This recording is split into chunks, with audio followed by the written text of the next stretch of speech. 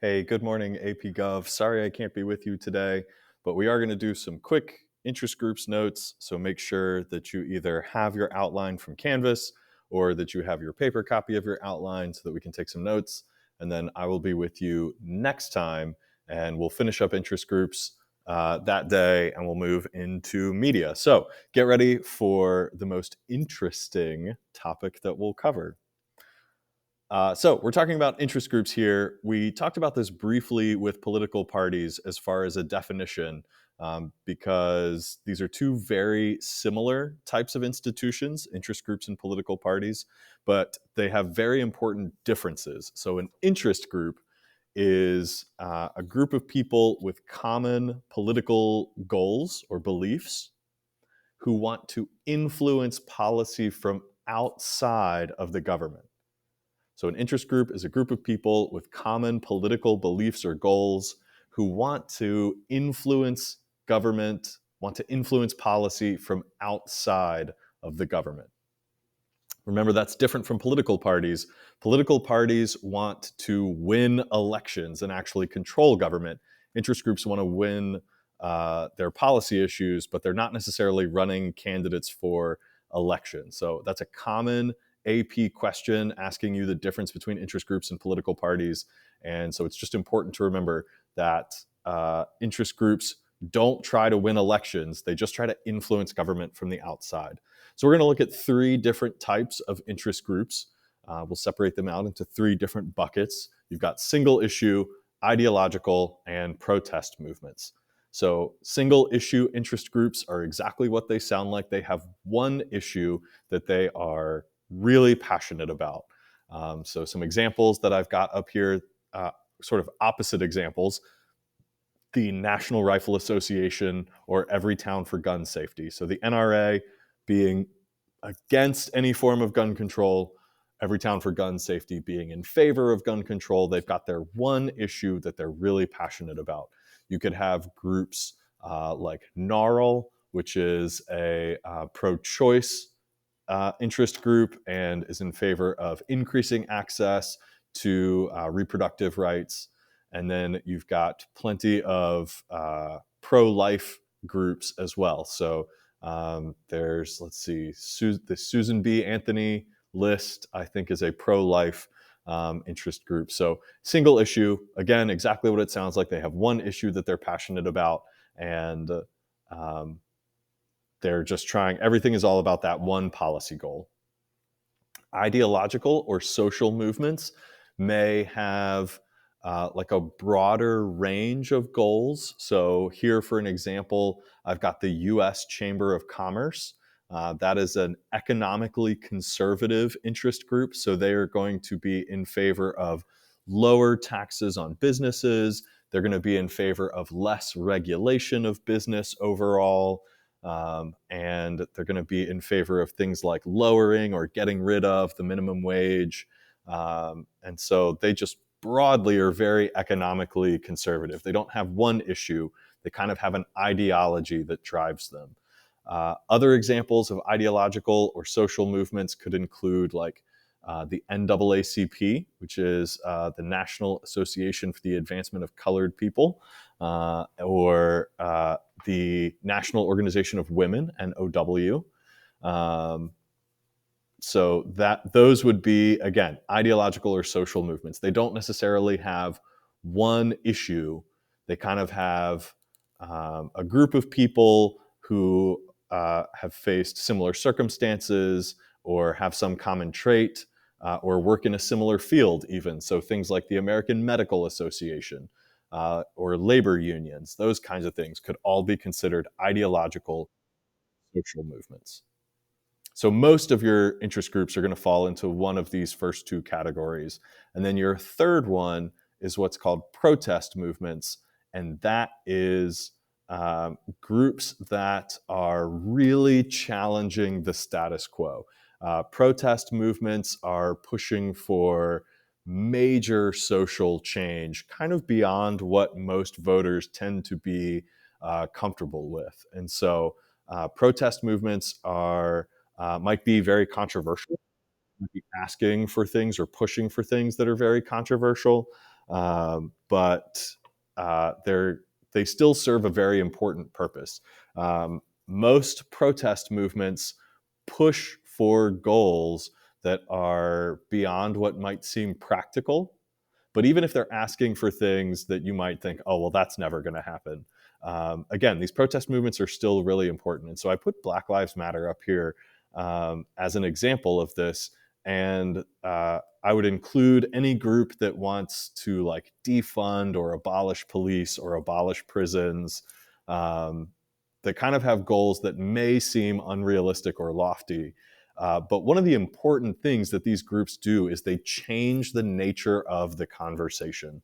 So they kind of stake out a position that's beyond what most voters think is reasonable, but it does tend to pull the conversation in a new direction. It challenges people's thinking. And so groups that are calling for police to be abolished might not get a majority of voters on their side, but they might push voters toward reforming the police. And so they might still win victories in that way. So even though protest movements tend to push for things that are outside the scope of what most voters are comfortable with, they still move the conversation in important ways. So again, these three different types: single issue, ideological, and protest movements. Interest groups do a couple of important things. Most important, they're going to represent their members. So they're going to do this in a couple of ways. They want to bring attention to the major issues that these voters have. They're going to create legislation. So a lot of legislation, especially legislation that's passed at the state level, actually gets written by interest groups and then gets given to legislators to introduce. So they'll find a friendly member of the House of Delegates or the Virginia Senate, and they'll say, hey, we wrote this bill. You just put your name on it and introduce it. And they will lobby. Remember, lobbying is done by professionals, people who are public relations consultants, and their full-time job is to meet with legislators and try to convince them to vote a certain way. So the number one goal of an interest group is to represent their members and kind of represent their members' interests in front of the legislator. So they're going to bring attention to the issue, write legislation, and lobby. They increase participation. Voters may not care that much about the two major parties or about the candidates that are running for those two parties, but they may care what their interest group thinks. I have seen bumper stickers before that are things like, I'm in the NRA and I vote.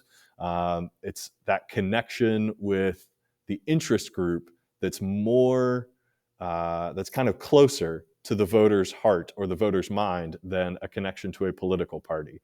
So interest groups getting involved in an election can help spur people to vote and vote in a particular way. People may not care what the parties have to say, but they may care what their interest group says because they may actually feel closer to their interest group than to their party.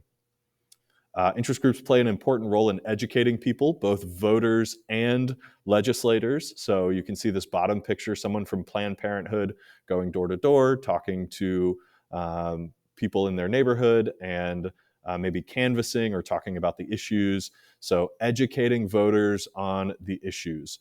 You may remember when we watched that documentary about gerrymandering, people going door to door, getting folks to sign a petition. That was an interest group. They were outside of government. And so one of the first things they had to do was hold town hall meetings where they educated people about the issues.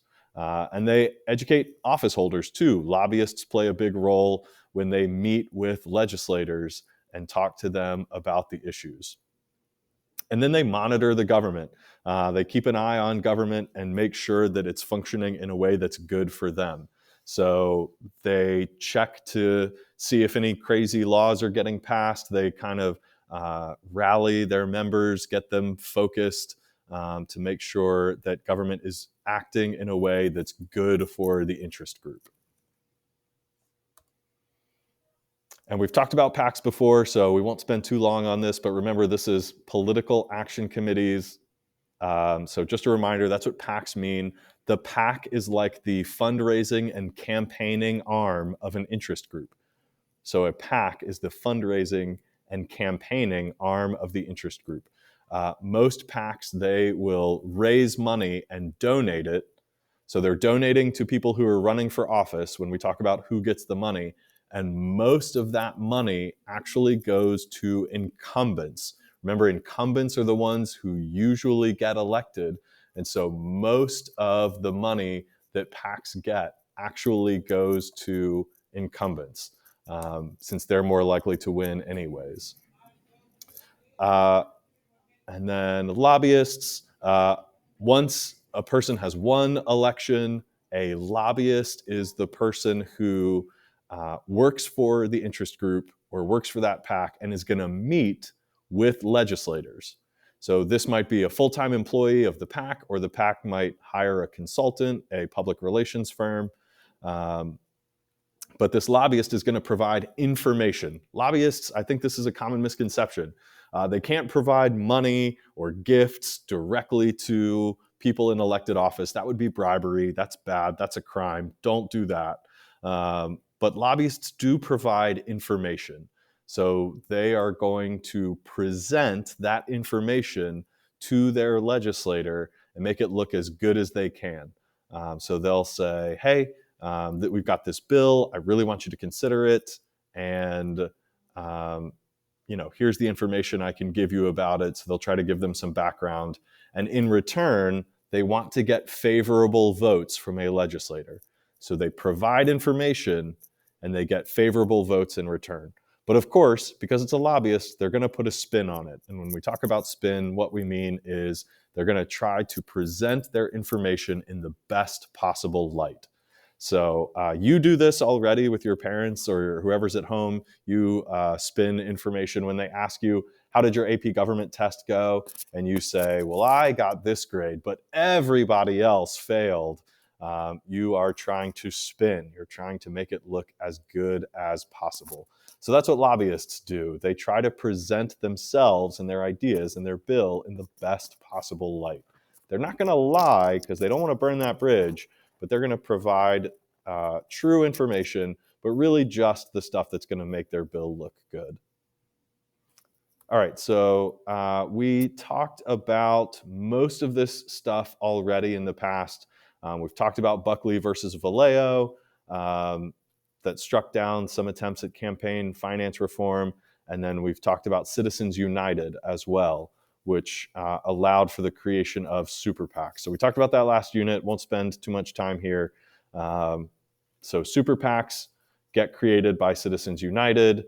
And if you're a PAC or a super PAC and you make an ad during a campaign, you have to say who the group is that made the ad. So you have to follow that stand by your ad rule. And then the last thing today is what's called the revolving door. Revolving door is this phenomenon where elected officials either lose or retire from the legislature, and then they go straight from the legislature to working for a PAC where they become a lobbyist. Or the reverse might be true. They were working as a lobbyist and then they start working in government. This is what's called the revolving door. It is incredibly common for people to go from having an elected job to then working as a lobbyist, or having a lobbying job to then working in government. It's called the revolving door.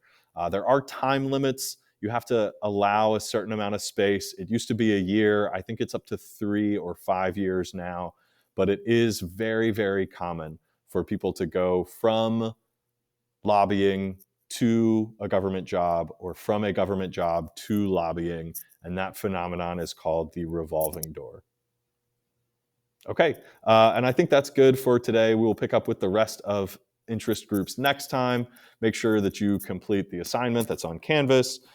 Make sure if you are going on the field trip that you get the forms from the sub. They should have both forms in a little folder if you give them your name. They have a list of names to give those forms to, and send me a Canvas message or an email if you've got any questions. I should be back tomorrow, and I am looking forward to seeing you next time.